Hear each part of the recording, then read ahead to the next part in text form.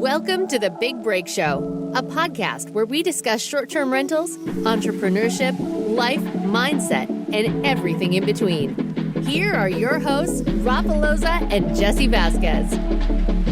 What's up, everybody? We're back with another episode of The Big Break Show. As always, the same guy I'm always with, Mr. Jesse Vasquez. What's good, brother? What is up, my friend? Guess what episode we're on today? 67. No, I'm just kidding. I know which one it is. It's 58. We're on episode 58, you guys. And today we have a special guest today, you guys. His name is Igor Kostin. Yeah, he's the founder of iGMS. And dude, I actually really love hearing from founders, especially when they're on the software side, that talk about their lives and like what they've done and things like that. Because normally we don't ever get to really hear from people like that. And this was a really good episode because he kind of brought context to what it was when it started. It was nothing to do with what it was initially when it started. And it morphed into what iGMS is now, which is a property management tool for, Airbnb owners or midterm rental operators both together. And I personally use it. I like it a lot. But yeah, this was a good episode, Rafa. I felt really comfortable talking. He's a super down-to-earth guy.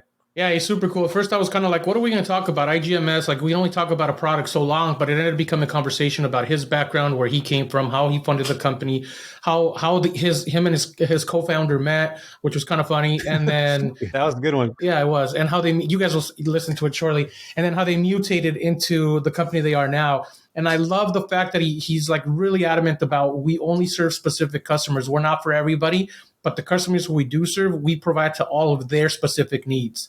And I absolutely love that because, you got all these other companies out there just trying to put out a product for everybody, and it ends up helping nobody. And so the fact that they're really targeted is awesome. I'm really excited for everybody to listen to this. And hopefully, for those of you out there wondering what's the next good product for you guys, in this episode, we don't talk about iGMS at all. We talk about him and how iGMS became a thing, but he does talk about the future of what iGMS is providing. And Jesse, why don't you tell everybody a little bit about what iGMS is, just a little quick overview of it so people understand what we're talking about, and then we'll get right into the show. Yep. Yeah. So iGMS is something that I use, and it's how I manage all my properties, both on the short-term side and the midterm side. And it's basically a management software tool that allows you to see what the calendar is, have all of your integrations from Airbnb, VRBO, your direct booking site in one spot. So you don't have to go back and forth to different companies or Airbnb or VRBO. Everything's in one spot. And the thing that's great about it, Rafa, the most important thing I think, is that you can see what your daily output is, what your average daily rate is, how much you're actually renting your properties for, how many reservations you have. My favorite thing is the management tool. It actually shows me how much money I'm making for every single property that's being rented that I'm managing. So at the end of the month, say it's $10,000, it'll show me how much I've made after all expenses are paid.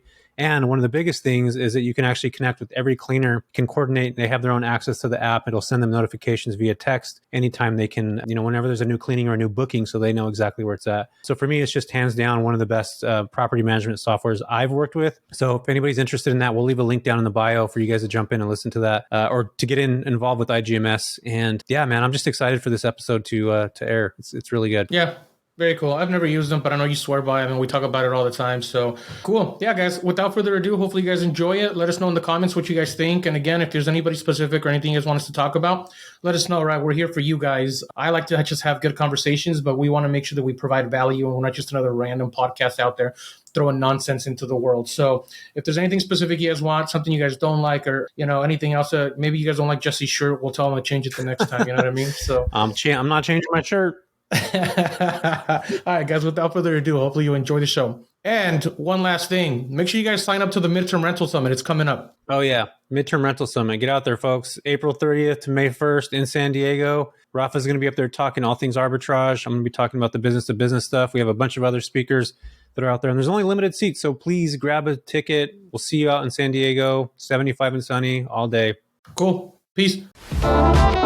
Hey guys, Rafa here. A lot of you guys have been asking me if I have a course, if I teach, if I mentor my short-term rental business. And the answer is I do, actually. I just recently released my very first course. It has about 120 videos. If you're part of the monthly membership, we are adding 2 new videos a month in current issues or projects that I'm working on within the short-term rental business. And we do 1 monthly call live where you have access to me to ask me all the questions you want. So if you're interested in joining the course or if you want any more info, click click the link below. It is application only. We only open it to a certain amount of students every month because we want people who are serious, who really want to be a part of this, who actually want to take their short-term rental business and grow it, or are starting from scratch and want to learn how to actually acquire properties doing rental arbitrage. If that's you, if you're serious and you really want to do this, click the link below, schedule a call with me or my team, and we'll get you going.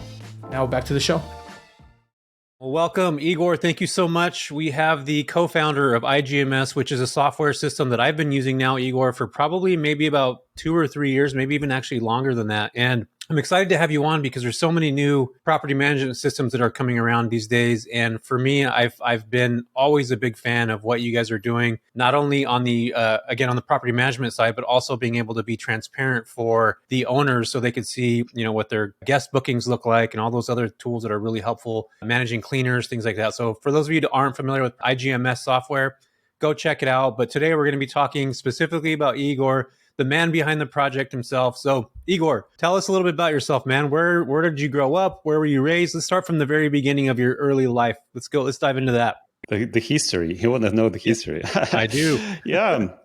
Interesting fact that originally I came from Russia. This is where I've been born. It's like Western Siberia, like the region where you don't want to be traveling for sure. Normally, in normal days. So it was like tough times there, and I just were addicted to knowing like computer technologies, like all the programming stuff. So like pretty much like from school times, I started to win like programming contests and just progressing like pretty much all my university degree, and like the first job was predefined by the successes of like I just hungry for solving the problems. And eventually I overgrown the country level and wanted to move somewhere where it's better to live and better build the businesses, because I was building businesses since I turned 17. This is where I first time I built my first company in Russia. But running the business in Russia is not a good idea. It's very uncomfortable, very unpredictable. All the rules are totally different from what the laws says. So it's like some common sense, which is not that common. So initially, I get it. Like I need to move from there in order to build something successful or stable that I can put as a foundation of my life. So I moved to Canada. That was my huge plan, and I'm here for 15 years already. I'm pretty happy in Vancouver, and this is where I continued my career as a entrepreneurship and started to adapt to what building businesses looks like in North America, in Canada particularly, because it's totally different. I only heard about that, but there was a lot to learn in here. And so I never worked with external investors before. And initially I went to gaming industry just to look around what's going on in the market, how like basically jumped into gaming startup. We were building a game for Facebook platform. And like I was amazed how much capital can you raise here with these conditions, and how much more fun it can be to build a business. Compared to Russia. Compared to Russia, right. Compared to other countries, which we know they don't have that access to stability and capital. One of the questions I have, like, I always get really fascinated by software developers because 9 out of 10 times you nailed it perfectly when you said like you had this almost like software bug. Did you have like AOL as a kid growing up? Did you guys have that in Russia? Did you have the internet? It was like dial-up. Yeah, it's like it's crazy those times. So you were we had AOL here in America. So did you always have that like software kind of brain? You talked about how you excelled very early in your life. Were you a very a studious student? Did you like excel in everything, or what was that like? And how did you get into software? It always been my passion internally. I think like the tipping point was like around 6 years old, where my father just brought the book about some programming.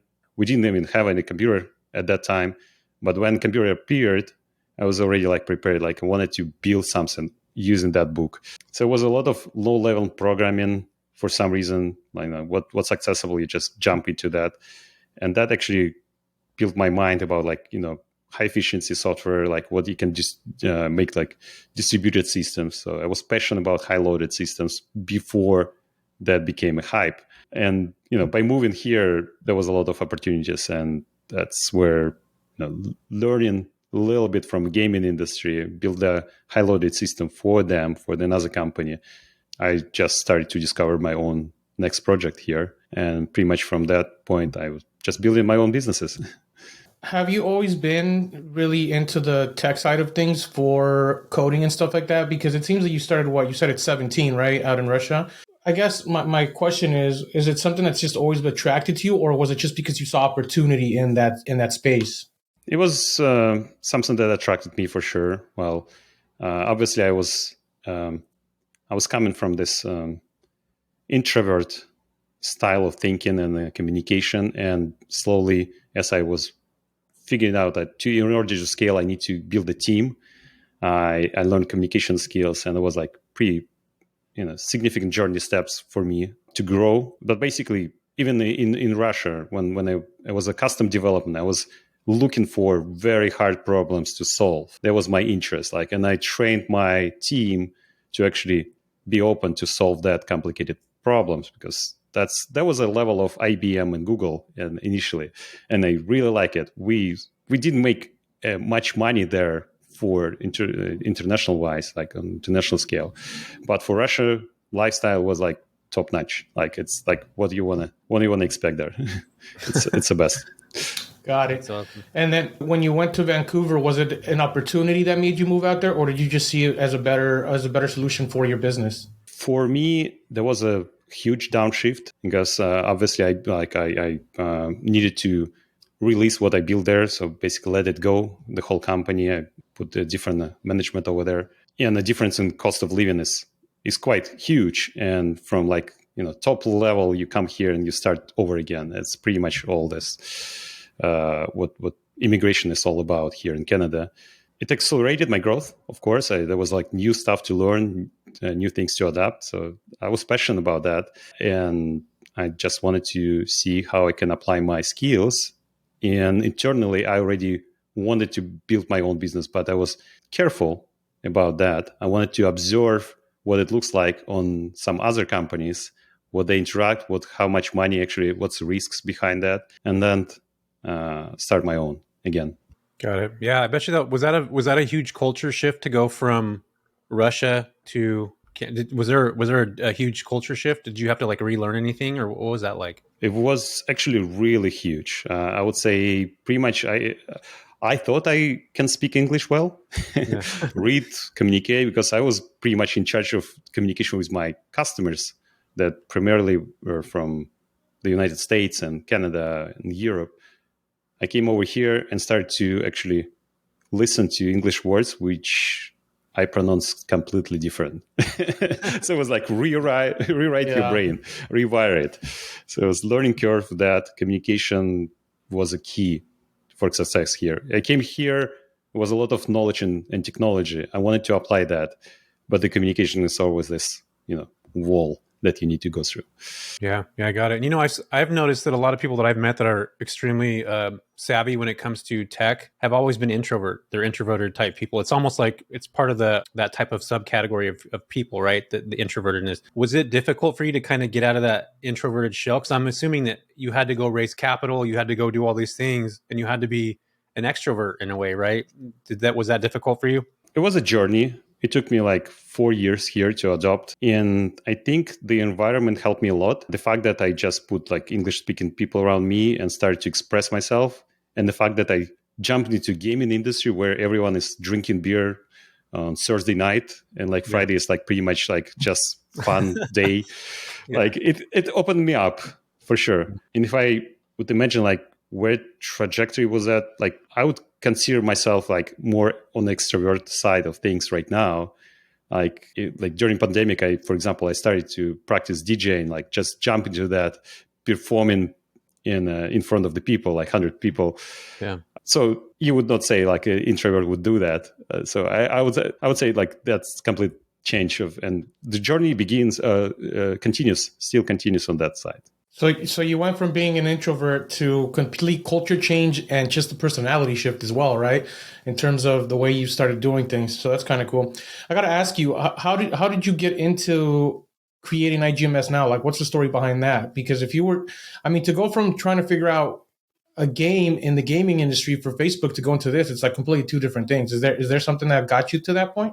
It was several more different projects that I started and started to launch, get to some success, sold, and just like as an entrepreneur does. At some point, I was very comfortable with my Android application company here. So we were producing a lot of small games, and it was my own company already. So we generated some good revenue stream from advertisement, just distributing free apps for the kids. And at that point, I remember it was a baby shower of my family, and some random Russian-speaking guy appeared on that event. It was like very friendly, communicated to everyone, and nobody knew who was that and who invited him. Some random guy. Wow. A wedding crasher? I would say it was comfortable, but it was I was certain that someone actually invited him. Like someone needs to be like responsible. That guy is interested. Like he's very active. He just got to Canada recently and got some capital and like was interested in putting some capital in some project. So we immediately started to talk business, and it was like brilliant. Like his mind is like all about marketing. That's something I don't have. This kind of skill I do need. And we started to talk about tech, bring in some ideas. And by a couple months later, we already building a prototype of what at that point was a property management company, some tech behind a property management company. Oh, before that, it was not even property management. It was a similar technology to TaskRabbit for cleaners. So we were building a portal for cleaners where you can book your cleaner to do the home cleaning, pretty much. So it's a platform for peer-to-peer platform for home cleaners and homeowners. So this is how it started. It was nothing close to Airbnb. We did not know about Airbnb much other than just traveling with that. But by running this project, like after 1 year, we figured out some aspect of customers who are putting more and more orders, recurring orders on our platform, and who they are, what they have in common. We started to talk to them and figured out they all Airbnb hosts.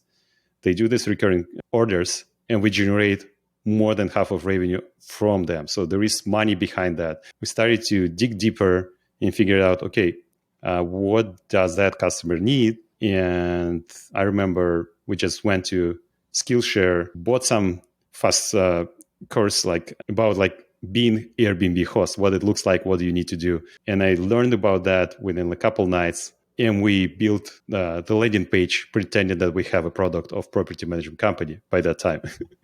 So that was another aha moment for pivoting of the cleaning business into property management business. Yeah, that's crazy. So the crazy part about this is there was some random dude at a baby shower that nobody even knew who it was, and all of a sudden he goes up to Igor, and then that's how the business started. It's almost like an act of God or like the universe kind of aligning, right? And then all of a sudden, there you go, you're creating which it would essentially is iGMS today. But it had nothing to even do with property management. It was a cleaning company. And I think the cleaning, and Rafa's got 60, 70 units. He's got a lot of units. And the cleaning portion of this, for those of you that are getting started in this space, is so cumbersome to start off with because you don't essentially know what you're doing in this space. Like you don't really know how to coordinate stuff. And it's really cool to have a tool that can literally send a text message to somebody as soon as somebody books and they know that they're ready, what days they need to be done. Right, Rafa? The cleaning is so essential. If they're the eyes and the ears of majority of these properties, which Rafa doesn't ever step on his properties. I don't really either. And it's cool to kind of have that concept you didn't necessarily fall into the Airbnb situation until later, but you realize that a lot of the cleaners are actually, that's what they're doing, right? They end up becoming a part of your inspection team to begin with. So having something set up for them to be able to have all the tools needed so that they know when checkout is, when check-in is, what the parameters of their job are, what they need to be looking for, what checklists they need to be following, all that fun stuff is something really important that needs to be provided by us, the hosts, to make sure that they can get their job done. So it's kind of cool. How did it convert from I'm actually kind of curious at first. What was it that you guys did in terms of the cleaning tools and services? And then how did it convert to what it is today? Initially, it was the first technologies that we were testing. It was nothing close to cleaners because by that time we already had full-time employees in our property management company that we settled in here. We were looking to build communication automation tools because this is where it is complicated. We saw a lot of potential specifically for us, just automate our own procedures and utilize less agents in order to communicate to more guests. Like pretty much, we were thinking about scaling up our business in terms of virtual property management and real property management here. As for cleaners, we tried different aspects. I remember that our procedure did not work for the first customers of iGMS at all. So I personally was meeting those customers, getting their processes, like taking all the details, coming together, putting that into designs with my design team, and we came up with the current solution because it might be very different. And even right now, different companies use different specific of these processes. Some of them would have ready-to-go cleaners loaded with lots of linens in the cars, traveling through the city, servicing like 4 or 5 places per day in between of turnovers, like between the guests. Where in other places, the single cleaner comes over, they have the whole place, they spend like 4 or 5 hours in a single place, they do all the stuff internally in the unit, and that is the most cost-efficient way for that particular place. It depends on the property management and the place. Right. Igor, you had that thing, but how did you get the property management? Did you guys acquire one of those to like merge them together? Like where did the property management portion come from? Because essentially that wasn't a thought process. Right. Initially we actually come in from property management. Initially it was like trying to build this TaskRabbit platform. Then it converted to the portal for cleaners. Then it converted to property management company, local company here in Vancouver, which I started to build technology for internally. We had pretty much what iGMS has, but it was like custom tools. You need to run that, and here like only like tech guy can figure this out. And at some point I started to think, okay, what do I want? Like, do I really want to run property management company, or since I'm interested in the technology, how can we build a product out of that? Is there any interest in the product in the market? And I remember that I described this idea to my partner, and we came up to the conclusion, okay, we like that idea, but before we put any money, let's test the market. Let's put some landing page, get some leads, and see if there is a real interest in that. I think we spent like $2,000 for that experiment, and over 2 weeks, we got 200 leads interested in what we pretended to have at that point. It was huge success. I was like, yeah, now I put in like my personal savings into this project. Let's build this, because having the tools that we internally had and having iGMS as a platform for other customers is 2 different technologies. What year was this, Igor? I was 7 years ago. 7 years ago. So that 2015? 2015? 2015, yeah, around that. Yeah. This is where we established the company. Got it. So that was like the perfect timing that's when I found out about Airbnb, like it's 2015. Rafa, I think you were probably right around that same time frame, right?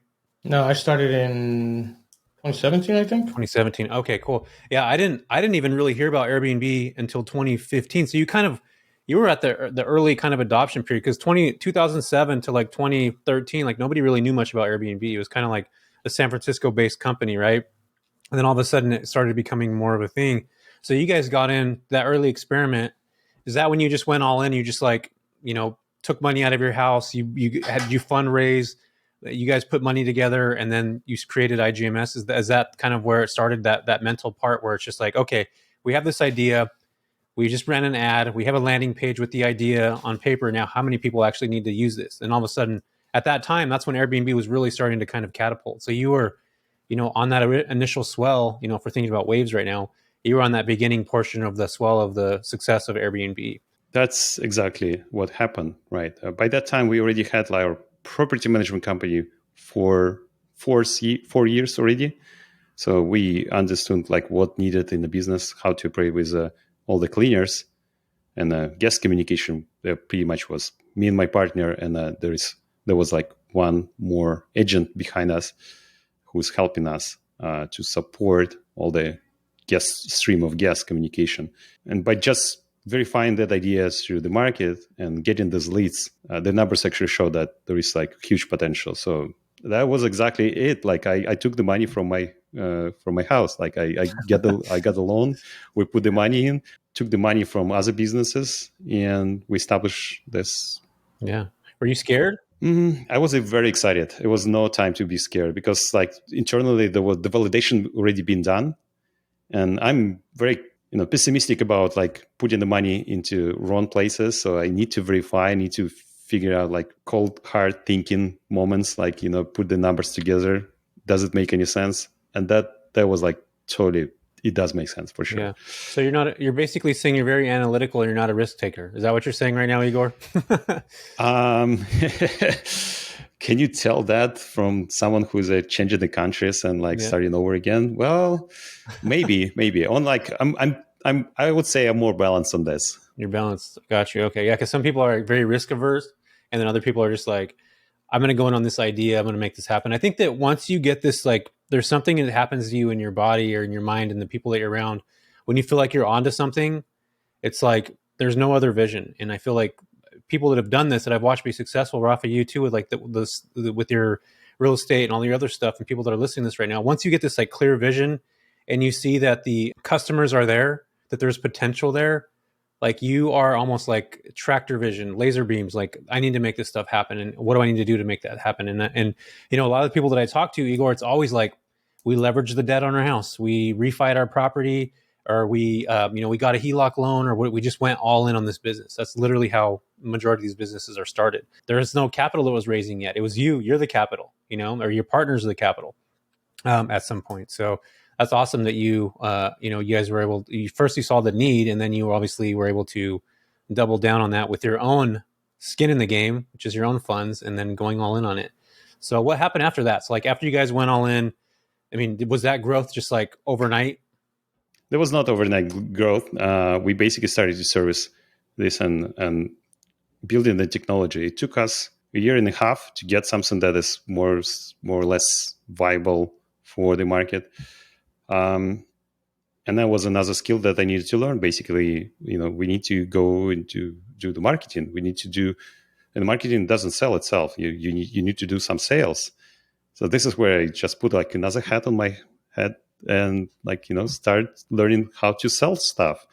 And that was another step of my converting of me, like being introvert to extrovert. So you need to face people, you need to communicate, you need to express emotions, you need to understand their problems. So it was a lot of Zoom calls, or before that, there was different technology we used, I think, similar to that, but a lot of face-to-face communication through the virtual Skype.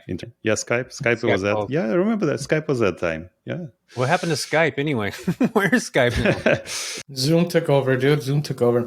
Hey, Igor. So, how does iGMS look now in comparison to not when you started as a cleaner, but when you transitioned to more of like the management software? How does it look now in terms of the difference of the tech stack involved in it and the users for it as well? Because I know things are constantly changing. How do you guys adapt to all those changes that keep coming up? It's a good question. We all know we have a bigger competitor on the market called Guesty. We respect that. They started pretty much 1 year prior to us, built a lot of tools, got a lot of capital. So we always looking at them as like, okay, they have a lot of technology and a lot of integration by now. So how we can get our niche specifically here? So we decided to actually not go and try to cover everything because it's too expensive and it's not possible for us. Like instead of that, we listen to our customers. What customer do we attract right now? What they need, and what would be the next like 3 top features they would need to in their business? And we started to draw this. So we practice a design first approach. So we put everything in design. We do the presentation to the customer. This is how it's going to look like. What's your comments? We get that feedback. We do another round. We put it together. We schedule. We develop it. And that kind of cycles produce a lot of, certainty for us, since we know that we build in this not because we think this way, because our customers need that. So we adapt on that. Yeah, I love that. I think that's such a good way to go about things because there's so many other management companies. You don't want to keep competing against the others. Otherwise, you guys are going after the same customers. When you niche down and you target specific people and serve those specific needs, you will always be successful, right? Because you have your own pool of people. So that's pretty cool. Yeah, you create your own brand, you create your own aspect, approach, and processes, and people will be attracted. And that's the main thing. You don't want to chase people. You want to have the customers to come over to you because something matches your goals and their goals. And not every customer needs the same needs too. I was just going to say, you said something right now that I really, really love. And I think this is something that a lot of people don't necessarily take the time to think about. People are always chasing something, whether that's a new customer, whether that's money, whether that's whatever it is. If you create something good enough, people will come to you. And I think that, not chasing, attracting. Rafa and I were talking about this the other day, not that long ago. I feel that attracting rather than chasing is such a better opportunity for people that are looking to build something longer term.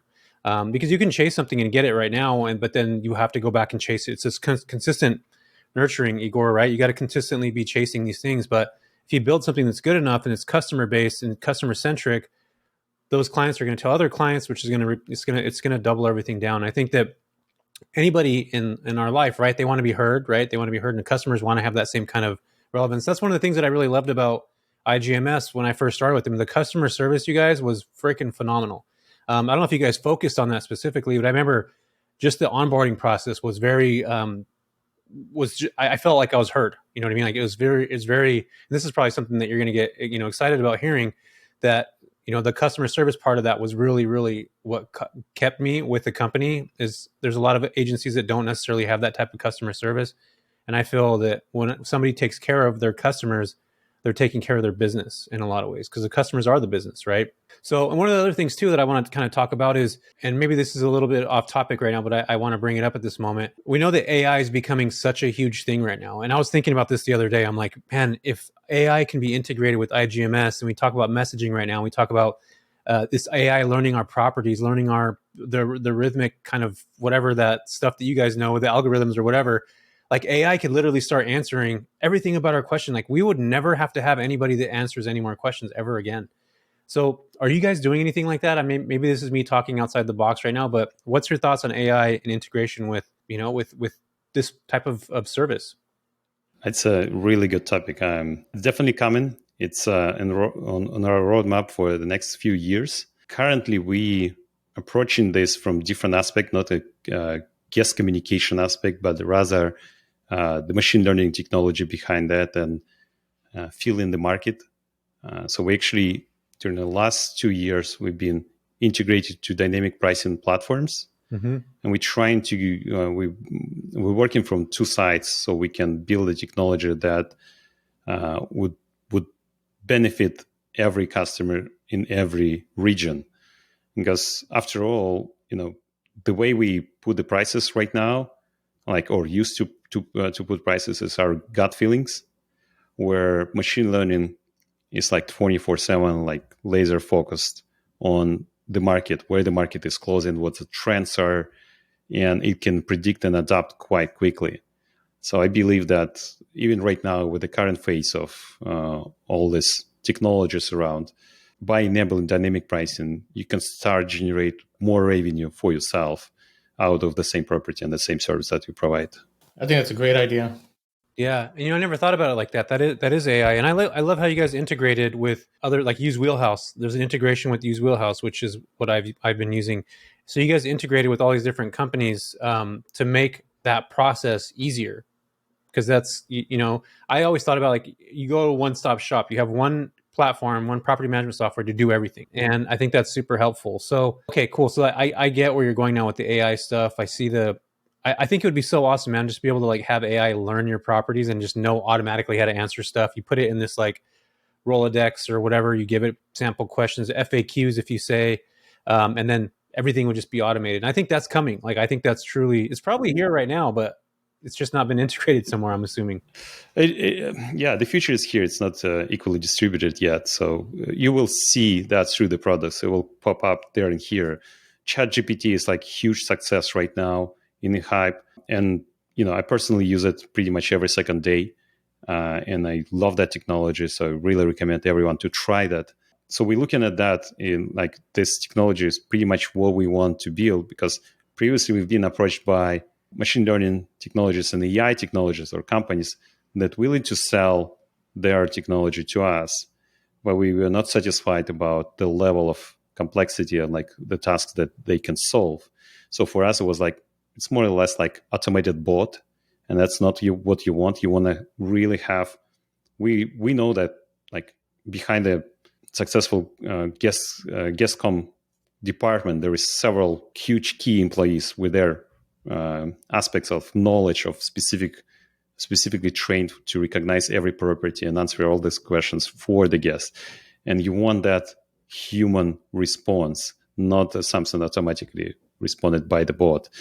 And this emotional touch as well. So ChatGPT is, I think, very close. It's the most top technology right now that getting to this point and can be comparable to the real employee with emotional touch. Yeah, I'm working with a company right now, Jesse, and they're they're working off of the ChatGPT AI to answer guest messages. And what it does is it picks up all of the message history from a guest, and when the guest asks a question, you click generate answer. It doesn't answer for you yet. They said they're working on it now, but it'll generate the best answer based on the entire conversation and based on their question of what it thinks, it should be. Now, our job would only be like, for example, my virtual assistant's job is now to make sure the question's answered correctly and it makes sense. And then they just hit send. They don't have to sit there and think of an answer anymore, which I thought was like, wow, you know what I mean? Where technology has gone.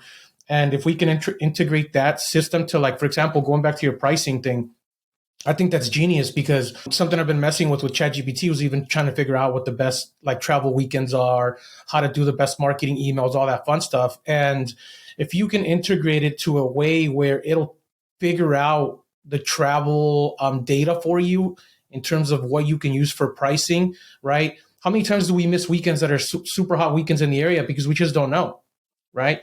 And companies like Price Labs and Wheelhouse, they can only tell you so much on what they think based on other data in the area. But if you can have generated data from actual pricing software in the market, but then also have some sort of AI that actually picks up local data that's away from pricing, just travel data or data from current events. I mean, just think about that for a second, right? Like you said, we'd probably be 2xing, 3xing the revenue from the same property in the same spot by doing nothing other than just implementing the right key data points. I think that's gold. It is gold, and it will come, although don't speed on this technology yet, because the main difference between ChatGPT right now and technology you're talking about is that ChatGPT doesn't have access to the internet and the modern data points. We need to be really conscious about that. You don't want to just release AI to the internet right away. Would be too much harm or potential harm or scary. So I would pretty much the current topics that I tended to hear into UBC to educate myself. What's the governments? What's the doctors, PhD, they think about that? I would like to know how to use this technology properly, so we don't overuse it or misuse it, or we protect the user data and we protect the other players on the market, right? So it will take some time to figure this out, but ChatGPT is definitely a huge step towards that. Yeah, there's definitely some risks involved, right? You can't put out unlimited knowledge, so to speak, into the world. There's going to be some bad actors acting out there using it for the wrong things, right? I mean, just ChatGPT alone, the fact that it has all the knowledge it needs, right? You don't want it to be giving bad information to bad people, right? Like, I saw a YouTube video where I don't remember who it was, but something about, imagine if somebody can go on there and go, hey, how do I wipe out, this society in the fastest way or whatever? It's like, bro, you don't want AI teaching that kind of stuff, right? So there's parameters behind it. Even ChatGPT has a lot of parameters behind it, right? It's not connected to the open web. They're constantly monitoring to making sure that people aren't using it for the wrong reasons. So I agree with you. I think it's we're literally at the starting point of that, right? Like in our time frame and space and time right now, I guess, so to speak. But I think that the potential with certain technology, especially if the right players integrate it into this specific niche, the things it'll do are beyond what anybody would expect, for sure. Yeah, exactly. I think there is another technology that emerging right now that actually attempting to solve that kind of problems. Like, how do you use that, or how to protect you from the bad actors, right, in this industry? And it's basically the blockchain. It's like it's a technology that brings us transparency of the players and their actions, and so the actor could not pretend they never done that. So pretty much the blockchain started as a Bitcoin, right? So transparency in the money transfers and all the money transactions overall. But with what we see right now, it's coming to the gaming industry, it's coming to ID verification, it's coming to hospitality industry. So I'm personally being involved, and we've been talking to some of the projects on the blockchain right now, and the way we can integrate our platform to them and what the future looks like there. And obviously, there is a lot of paradigm change, like on in the way we think and we travel, what we value, what we exchange, what we're transparent about. So I think like it will come together, and eventually, pretty much hybrid solution will be on the market, like transparency on one side, but efficiency in AI and like 10x productivity on another side. Yeah. Isn't it crazy, Igor and Rafa? It's like we're starting at the beginning to living in the Matrix. Like, it's like that whole stuff that we saw. I remember like watching like RoboCop and stuff when I was a kid, and you guys probably watched that, or Terminator, and you're just like, man, they're living in like 2027 or whatever the years were. And you're like thinking, like, as a child, I remember thinking like, I wonder what that's like. But now we're like living at that momentum, like the blockchain, like AI, this technology is coming, it's here. And now it's just for it to become evolved more. And the part that's kind of upsetting to a lot of people are, I think, that they're going to be losing jobs, that, people are going to be replaced, creatives are going to be replaced. I think that those are things that people worry about. But I also think in a way it's going to make society adapt in a different way, to these jobs that were like, for full transparency, I just had ChatGPT write my entire newsletter. And I literally was like, I refined it. I was like, can you go back and make this funnier? Can you go back and restructure it and make this 500 characters?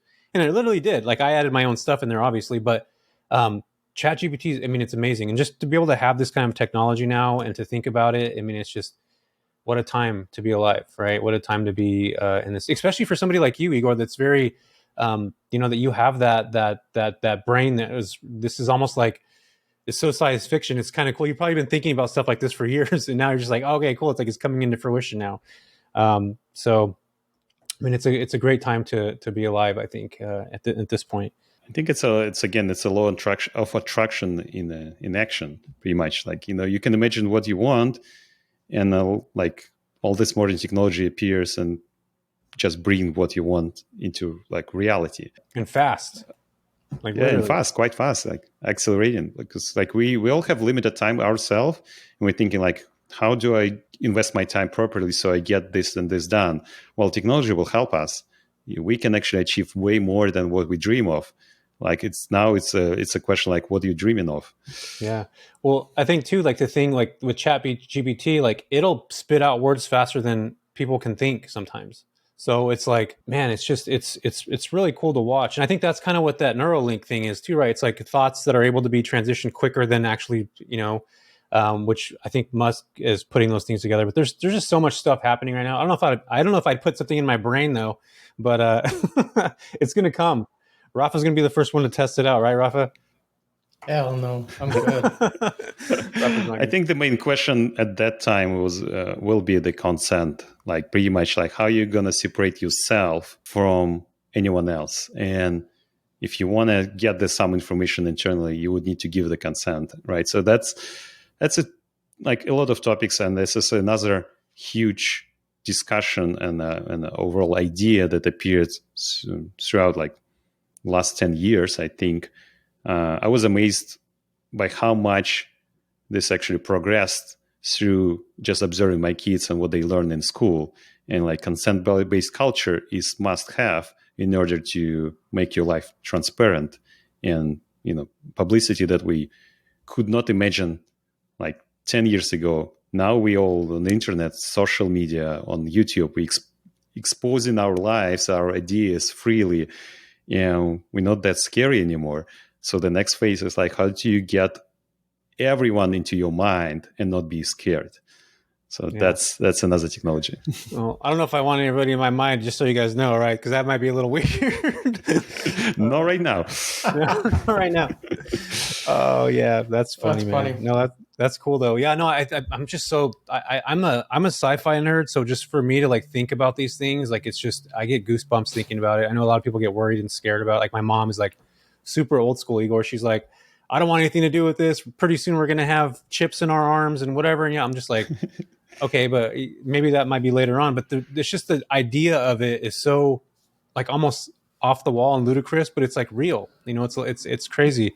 Like I can't wait for the day where we put a contact in our eye, like literally like a eye contact, and that contact is going to be like, you know, you watch on like these movies where you can like move screens. Or like I want that to happen, dude. Like I'm excited for that time. You know what I mean?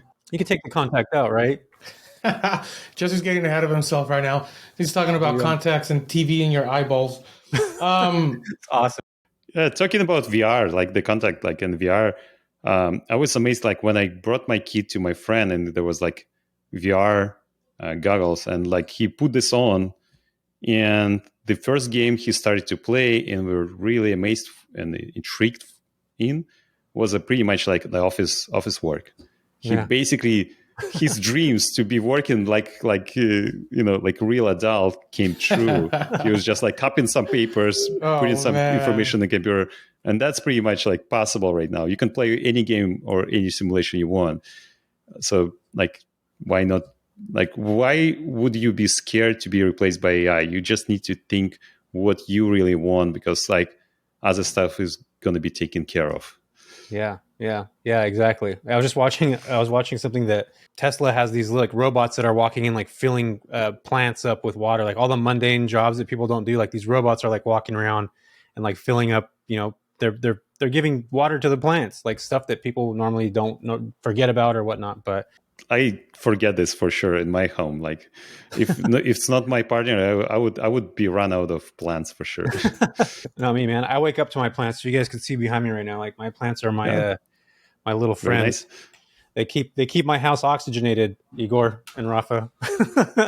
Hey, you know what, man? I don't want to derail too much from. I mean, I love talking about this stuff, so I'm geeking out with you. Like, I know that you like this stuff too, Rafa. Like, this is one of the things that I really like about our show is that I really want people to understand the person behind the brand. And I think that a lot of times we don't necessarily get to see that, on a lot of stages or in a lot of conversations. And for us to be able to have this conversation with you, somebody can walk out of this conversation and be like, man, Igor is like, went from Russia to Canada, grew up in Russia and then created this awesome software and is just being able to grow and, see your personality and stuff. So the stuff for me like that is really important to show the person behind the brand.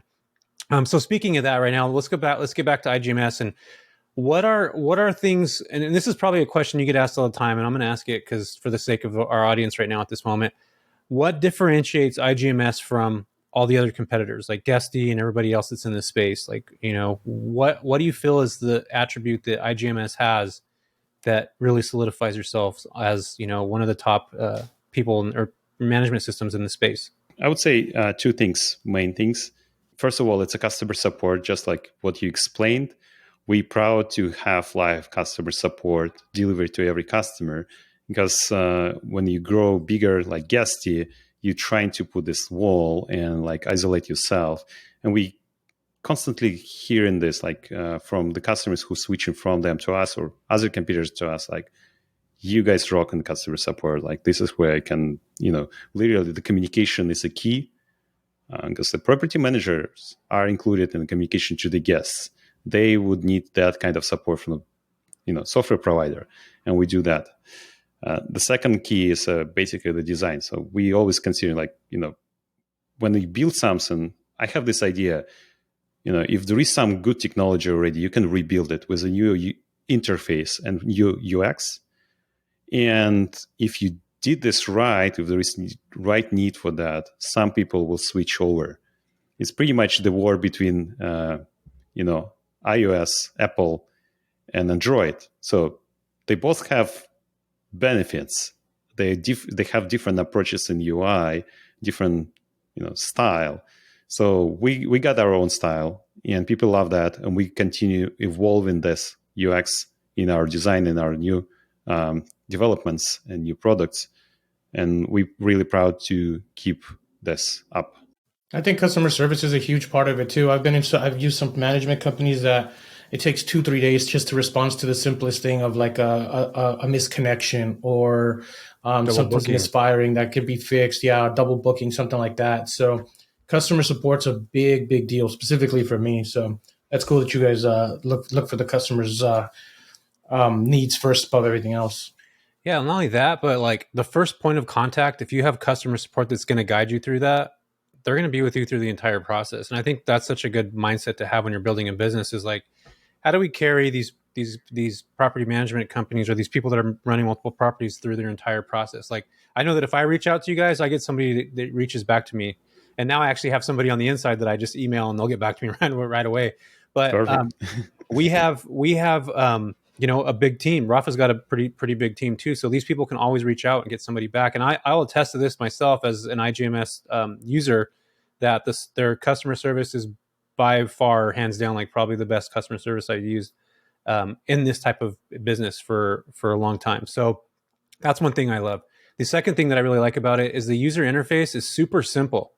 It's a lot of these property management softwares can be super cumbersome when it comes to like all the different tools and all this stuff. And you guys lay things out super perfect for you have a multi-calendar, you have your reviews, you have your inbox, you have a dashboard that's literally going to show you how much you've made for the month.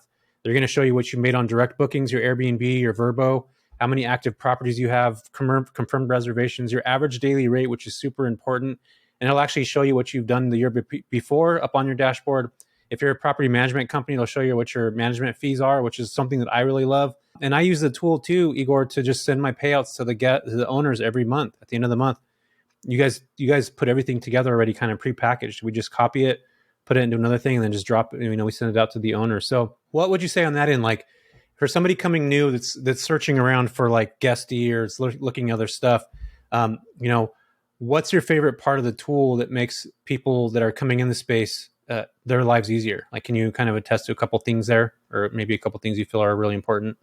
I think that the multi-calendar is what attracts people the most. The way we solved the management and overview of who's coming, where's your cleaning scheduled, and so on, and the status of being able to track this live, that the cleaner's actually done the job, and you see that and be informed. That's very important. In terms of automation, well, the simplified inbox, like pretty much single inbox that you can utilize. It's easy to use, and you put predefined messages, you automate the message communications. It frees up a lot of mind cycles for yourself. You can actually be focused on building your business, attract more homeowners, and increase your inventory. And after all, like your bottom line, rather than just being this machine answering the same questions over and over again. Yeah, you're totally right. Yeah, it could be difficult sometimes when you're dealing with that. And I like that everything's in one spot. That really helps out, tremendously. Not only that, but you can go back and look at prior reservations. Everything's laid out for you for the entire year. When you have owners on there, one of the things that I really like is that you can go and do, the properties. You could see who the owner is there. You can see what they've made for the entire year for tax purposes. Like, it's really easy to kind of grab specific information per property, and it just makes things way easier. For a lot of property managers, especially if you have a lot of moving parts, to be able to, be in one specific spot. So that, Igor, where's the company going? Like, what's your thought processes on what's new, what's coming? Because I know you guys are always evolving. I always get new email newsletters of here's new things that we have that we're incorporating. So where's the company going? What new things have you incorporated? And where's the company going like within 2023? It's a good question. Our current roadmap for this year, we have the biggest feature is going to be the direct booking version 2.0. So that we currently have direct booking website that you can get for free, and we giving this away so people can actually educate themselves how to build their own brand without paying any extra. Very cool. So finally, you can set up something, link this to your domain name, and promote it. And the next phase would be to actually come together and replace that with a premium feature where it would be really nice looking design where you can customize your theme, you can put custom pages, you can publish your content, you can actually generate content through ChatGPT and publish this content on your website, educating your guests, writing about your specific area, and become to like top 10 positions in your area of who's serving the best in that area. So this is our vision. We want to give you the tools that are the top-notch technology, but building your own brand rather than being dependent on bigger platforms, and start generate this recurring revenue, recurring guests, personal touch and connection to every guest that you visit in your places. Because you'll be amazed how much you can save on those fees. After all, like, you know the math. Like, you may pay up to 20% for just the bookings that come in from different platforms. And imagine that instead of that, you invest in that money into your own brand, and now you connect it to all these guests because they touch in your own personal brand. You can host the events. You can connect with different really brilliant minds who visit in your place, and you can be alerted about that through automated guest communication system. Very cool. Yeah, that's super awesome, man. I love that. I love the ideas of where you're taking iGMS. So we're getting to the top of the hour, Igor. Question that we ask everybody. Rafa, you want to take that? Being that this is the big break show, it's funny because I'm the one that always asks it. So I'm like, no, go ahead, go ahead and ask it. No, but yeah, Igor, I mean, before I get into that really quick though, I really like the idea that you guys are constantly working to make it better for your customers. I love the fact that you guys have it tailored to your specific customers, right? You're not out there fishing for every single fish. You're out there looking for one specific one. And being that it's a giant world, you're always going to have a target customer for your specific product. And I love that you guys are focusing on those customers who love and use your product. You know what I mean? That's a big deal, man. So kudos to you guys. That's very, very cool. You don't hear that very often from a lot of these other management companies. They're just trying to put out a product in hopes that anybody can come and join, not caring about their needs or their wants within that system itself. So very cool.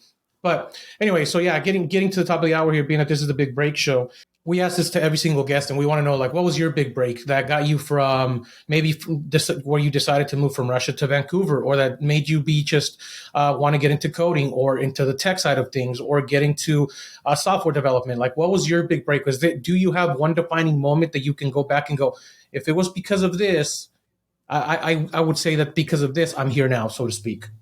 I would say that experiment that we put with the leads, like testing the product, because I think naturally I wanted to do that because building a SaaS business actually frees up a lot of time, and because of that, I started to travel more.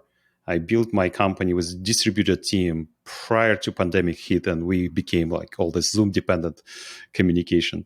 It was prior to pandemic where I had that distributed team and started to travel, because all my team is pretty much like Zoom connected, right? It's like you can access that from Thailand, from Asia, from Caribbean, and that was about lifestyle I always wanted to live. So I think that particular moment where I advocated to build SaaS company was a tipping point for my lifestyle moving forward, and I'm really happy about that. Very cool. Yeah, that's awesome. So you travel a lot now still, Igor, or no?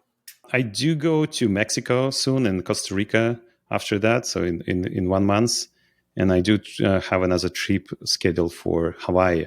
So I'm going to explore that areas and see, visit some hosts that already loaded on our system. Say hi to personally.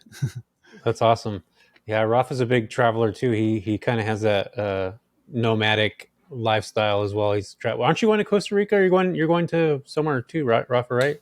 I'm going to Puerto Rico, and then from there to Peru, and then from there to Paris. So it's Perfect. It's going to be quite a bit of stuff. Yeah, I love nomadic lifestyle. I think that was another tipping point where instead of like getting like huge VC funds and accelerate our business growth here as a local corporation, I was thinking like for a couple nights in a row, just like constant thinking process, analyzing what do I want, put everything into whiteboard, and figure out, okay, if traveling is what I want, independence is what I want, why should I wait and go through all the corporate layers and like levels in order to get that potentially in my retirement period, right? Why cannot just do this right now? And I think that was like huge breakthrough in my thinking. Just packed everything, automated everything as much as you can, moved my time zone to different area, but still be connected and running the company. Yep. Sounds like Rafa. Exactly. That's exactly what he's doing. Automated, like literally everything. So that's awesome, man. I love to hear that. It's cool to hear people that like create these big businesses. And I think a lot of times people think that you have to be always doing something, but in fact, you can automate things enough. And I always argue with Rafa on this because he's like, man, you're wasting too much time on this. But in reality, if you just put the right teams together and the right people, you can do things and still be remote and have weekly meetings or whatnot. We have this beautiful technology called Zoom. It used to be Skype back in the old days, right? But we can do these things all remote now. So it's pretty awesome. So one more thing before you get out of here, we have a segment called Learn and Apply. What is something somebody could do after listening to this? Any piece of advice you can give somebody that they can literally go and do today, whatever that is. What's your thoughts on that? I would say take a deeper look at yourself and see what skills you actually suck at and what actually protects you to what's your barrier to build your own business and your life of the dreams, right? The dream life that you have. So for me, it was like being introverted person. I actually needed to learn how to be extroverted. So pick something like that and start working on that. I think it will bring a lot of joy into your life, because internally we tend to block it. We tend to block something that we really need to in order to get to where we want to. You know, I love that, Igor.